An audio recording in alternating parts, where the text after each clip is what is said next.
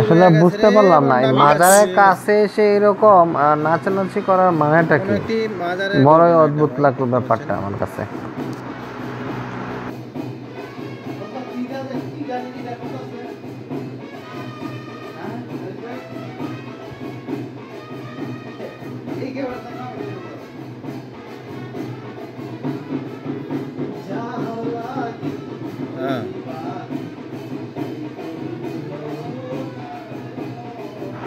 মাজারের কাছে আসে আমি দীর্ঘদিন থাকতেছি, কিন্তু হঠাৎ করে আমার চোখে এরকম দৃশ্যটি প্রথম পড়লো।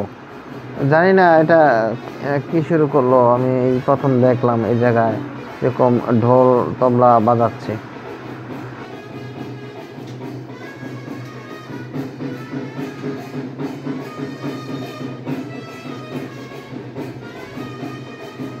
অনেক উপর থেকে করলাম ভিডিওটা, তাই ক্লিয়ার হয় নাই।